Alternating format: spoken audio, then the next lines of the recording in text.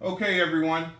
You all may have or may not have heard the story that my man Lil Boosie has gotten arrested on gun charges. Me personally, I would take it to trial and I would beat it. I would beat it in federal court, and at the same time, it would set a precedent for every felon because this finally truly needs to be addressed since we have a Supreme Court of the United States that really don't want to rule on this issue. They keep putting it off.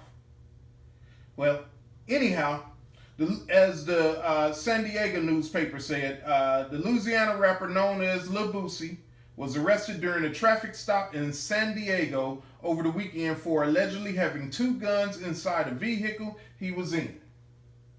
It happened Saturday night, May 6th, in the 47 block of Market Street. The San Diego Police Department says during the traffic stop, officers recovered two loaded handguns and took 40-year-old Torrance Hatch of Baton Rouge and 28-year-old Billy Johnson Jr. into custody. Booking records show Johnson is charged with carrying a concealed weapon in a vehicle with prior felonies and not being a registered owner of a firearm. He is still in San Diego Central Jail and his bond is $25,000. Hatch was also booked on similar charges but was released Sunday.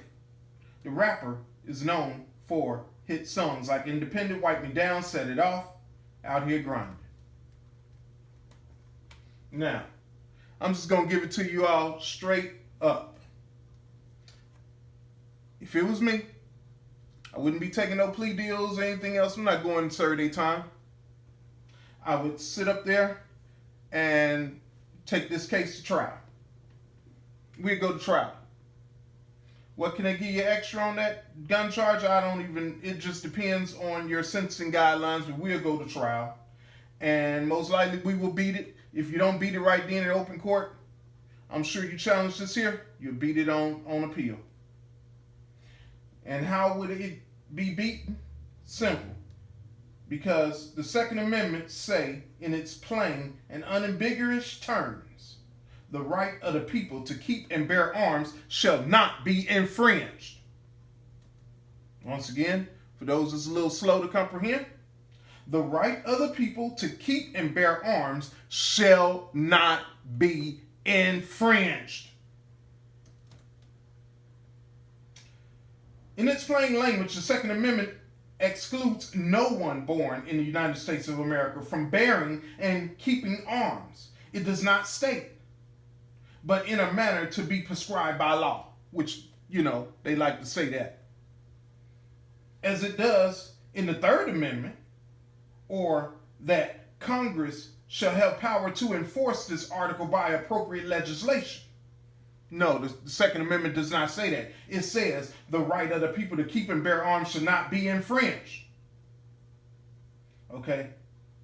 The Congress shall have the power to enforce by appropriate legislation the provisions of this article, as it states in the post-war amendments 13 through 17. No, it does not say any of that good stuff.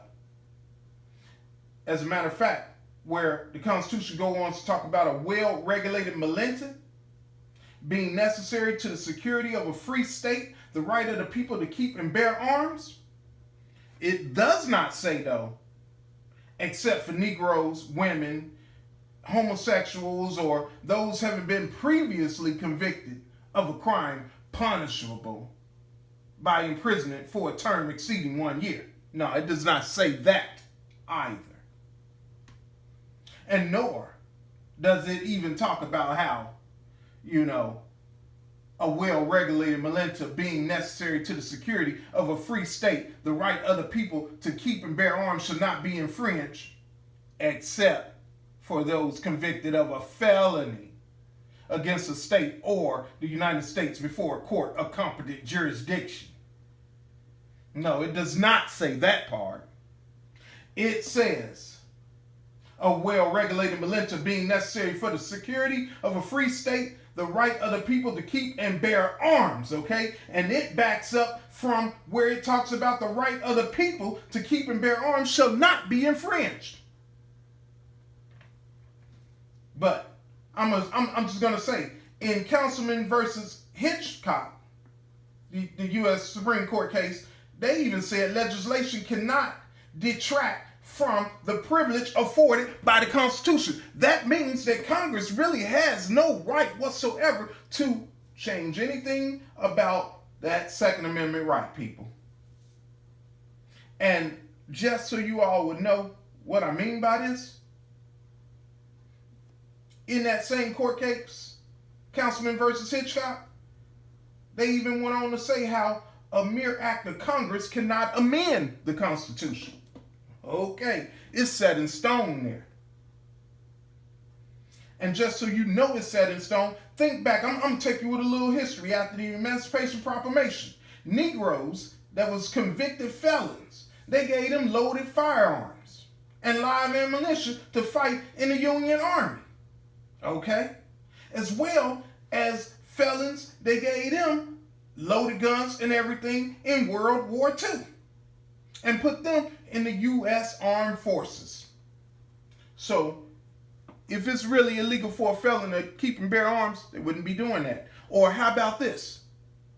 How about the Negroes and others back then when they was working on those work farms or whatever while they was incarcerated in prison serving their time? They had other convicted felons out there holding shotguns and rifles watching over them. Come on, really? As a matter of fact, the history will also show, let the record show, that when you left prison from back then, from serving your time, before you walked out the gate, one of the first things they gave you back was your gun. Now, they would say, oh yeah, you had to have your gun to hunt and shoot and eat. They still gave the felon back his gun, okay? So all this talk about that is bull crap. You need to go to trial. I would go to trial, and I would simply sit up there and I would let the jury know this fact, drill it in their head. Hey, my Second Amendment rights to the Constitution says this. And if they don't understand it, then once you bring it up on appeal, I bet you win then. The Constitution of the United States have not changed, and the only way that we really beat these type of cases and these unlawful color of laws really is by standing up on our Constitution rights. We have to stand on that, because you cannot get in federal court or any court and quote a law case, because you're not a lawyer, you're not a bar carrying member. So you can't do that, because all law cases are actually copyrighted property. So they won't allow you to do that.